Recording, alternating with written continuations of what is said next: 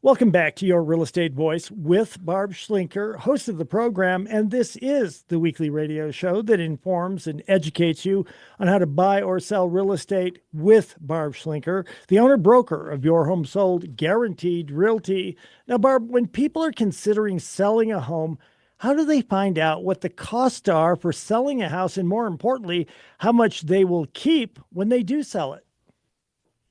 Well, Richard, the market is correcting a little bit. So, but that's the top end number. That's the sales price, right? And a lot of people don't know how much does it cost to sell a house? Can they just throw it on the market and get it sold or not? And um, I meet more and more people that have never sold a home before, so they don't know how it works. So it starts with the selling price. Then you subtract off what your mortgage is. That's usually your biggest expense if you still have a mortgage. And then the typical selling expenses are things like commission, settling up property taxes. I get questions about that all the time, title insurance, and any buyer related fees. And that includes a buyer agent commission now. So those are negotiable, which makes it fun. But at the end of the day, it costs quite a bit of money to sell a house besides your mortgage.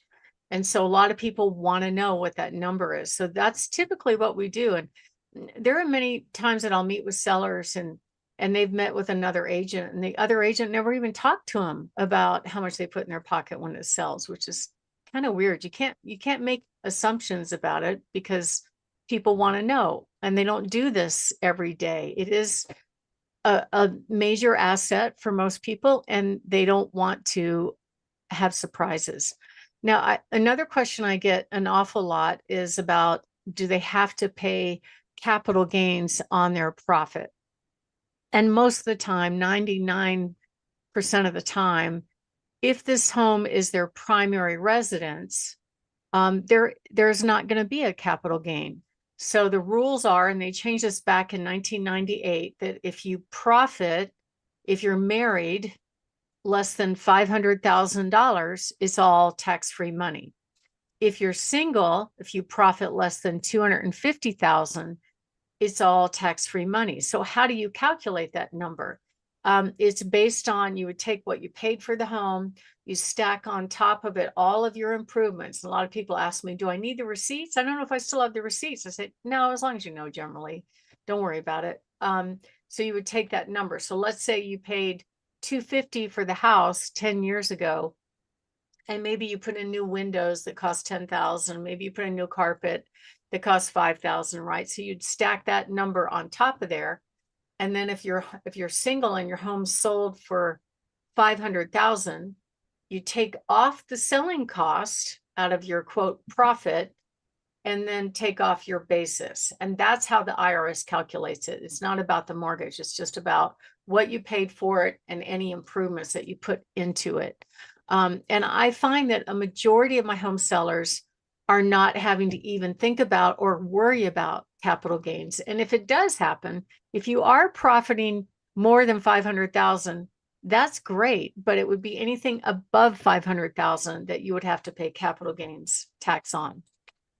So at the end of the day, to get to the finish line, it all starts with properly pricing the home. These days, buyers eliminate homes based on the online presentation. I'm not just talking about pictures. I'm also talking about pricing. They can see a good deal a mile away. We've got this property right now. It's taken back in foreclosure. The plumbing doesn't work, but it's really pretty home on acreage up in Florissant with an extra garage. And the phone won't stop ringing off the hook on that home. So we got it under contract with a bidding war right away. But I'm still getting calls on it. People are like, well, that's the house I want. So it's all about pricing, and it will continue to attract buyers even after it gets a contract if it's priced correctly. And pricing the home correctly can mean the difference between getting top dollar or having it sit on the market for a long, long time and slowly walking the price down. And at the end, according to the National Association of Realtors, most sellers that do that net less money in the end than rather than coming out on the market and making that home look like the best deal on the block. So you'll be able to tell if you're priced too high right out of the gate. If you're priced too high, you won't have very many showings. You won't have very many calls. You'll get no offers and you'll have no sale. So that's a clue that you're priced too high. And then if you try to price your home according to those automated values, I can say probably, gosh, 9.5 out of 10 of those automated values are pricing the home above what a buyer would pay right now. Okay, especially with the markets kind of dipping down at the current time frame. You know, places like Realtor.com and Zillow, and there's a bunch of others that will provide these automated values. They could be off by as much as 100,000. I met with the seller last night and I looked at their automated value and it was probably at least 80,000 high. And that was assuming the home was in perfect condition. Now, when you're pricing a home that's pretty, that's full market value ready, that's gorgeous, you still want to make sure that you price it very realistically, and it will fly off the shelf if you do. And you can tell, even if the home is priced, if it needs work, and the buyers can see that. Now, according to the National Association, 40% of buyers will pass by a home if it needs work, with one exception. If the home is priced below current similar sales, then they start to reconsider and go, you know what? I can go get my own carpet. I can pick my own stuff. I can do this. I can do that. But I'm going to get this home in this neighborhood, which is what I want. But at the end of the day, buyers are super picky about some of the dumbest things, you know, like, well, I didn't like it because it had popcorn ceilings in the one room, or I didn't like it because it had dramatic paint, you know, just something like that. They don't want to put any money into the house is really what they're trying to say. And at the end of the day, the way you get the most money is if you price the home what I call realistically. And right now it has to be very realistically versus optimistically. And how do you figure that out? First of all, you have to look at similar sales. And you also have to look at how long did those similar sales take to get a contract. Right now, the average days on market is probably sitting on anywhere from 97 to 100 plus days, right? That's a good long time to wait to get a buyer. But if they are actual similar sales, meaning a ranch against a ranch, similar size ranch against a similar size ranch with a finished basement against a similar size ranch. That's what I call with a finished basement. That's what I call apples to apples. So you look at those first to see what homes have sold for. And then the next thing you do is take a look at how long did it take to sell. Now, I've seen a lot of properties out there where, you know, they sold and they look very similar, but one will sell real fast and the other will sell in 4 or 5 months. And so if I deep dive into that one, I could tell, oh, I see, they started way high and then they finally lowered the price to get it to market value where it finally sold. So what you have to do when you price the homes, you have to look at similar sales, and then you also have to look at what's available on the market right now, because the buyers could care less about similar sales. What they care about is what can I get in my price range? You have to kind of put your buyer's hat on in order to figure that out. And we know how to help you do that. So when it comes to closing cost, it does vary, of course. If you have a mortgage balance, you definitely have to take that off the sales price. But in general, if you just kind of budget in your mind for closing costs are probably going to run 8 to 10% altogether, commission, property taxes, title. It should be a pretty good guess on what your expenses are for selling the home.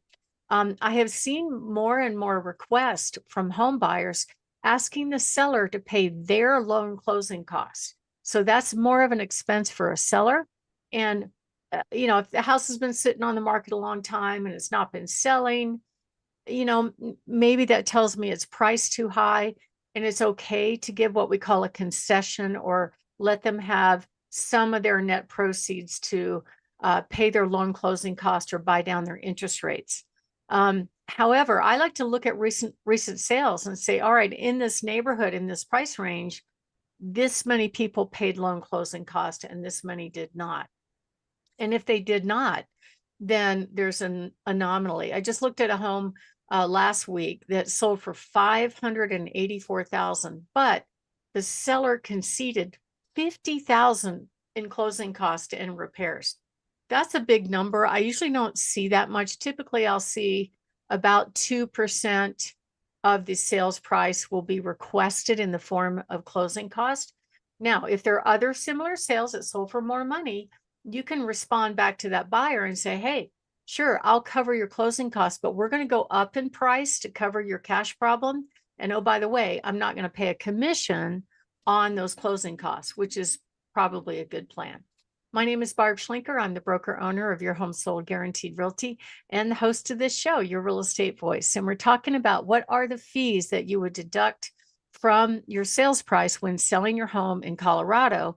And next up, we're going to talk about some things about what would happen if the seller owes too much and they need to sell the home, just break even, or they're kind of in distress. So we'll cover distress sales in the next segment.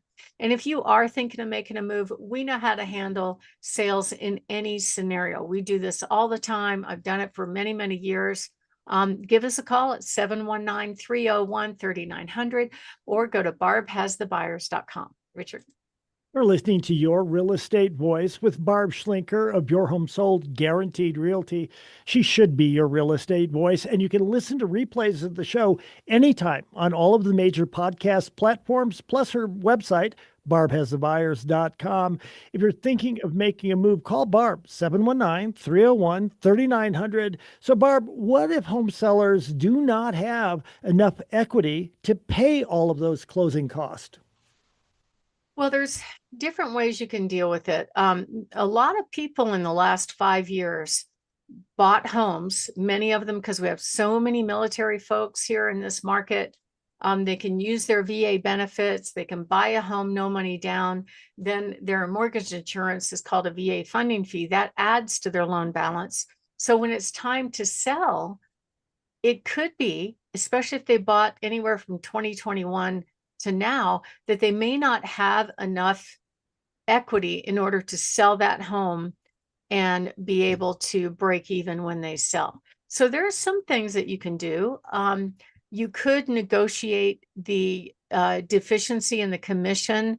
If you're going to buy another house with the next purchase, that's a very creative option. You could actually do some other things, like if you're still current on your mortgage, I might just wait and pay down the mortgage. I met a lot of people that bought homes during the last meltdown, right at the tippy top of the price point. 2008 was pretty much where it was here, 2007, 2008. And guess what? For probably 6 to 8 years, they were upside down. So maybe you end up renting the home and just holding on to it for a while if you have to leave. I've been doing some research, and according to ReNav, which is a really good source for investors around here, there's been a huge increase in the number of people facing foreclosure for various reasons. They get into a medical problem, they get behind, or whatever it is. And it's just hard to catch up at that point. So if sellers stop making payments, it does definitely put about 100-point hit on your credit score. And you can do something called a short sale, where you can ask the lender to accept less than what you owe, and then they pay the commission. And that way you don't have to face foreclosure. Generally, if you do a short sale, you could still turn around and buy another house within 2 years. But if you do a foreclosure, it's at least 4 years and maybe longer. So you're better off trying to resolve the problem if you can. And, I've had some people that actually are sitting on a very low interest loan. And if it's a VA loan, all VA loans are assumable by anybody, not just veterans. So that's another option. You do have to be current on the mortgage to make that happen, but a buyer will pay a premium to grab one of those low interest mortgages. So you want to talk to somebody that has some experience. We can do that. We do this all the time. Give us a call at 719-301-3900 or go to barbhasthebuyers.com. Richard? Or listening to Barb Schlinker on Your Real Estate Voice. If you're thinking of selling your home, you want to get the very most out of it, one of your biggest investments, give Barb a call, 719-301-3900, or simply visit barbhasthebuyers.com. We'll take a short break. When we come back, we'll be discussing the top steps to downsize and declutter before you're selling your house, plus Barb's hot new listings. You want to stay tuned for that.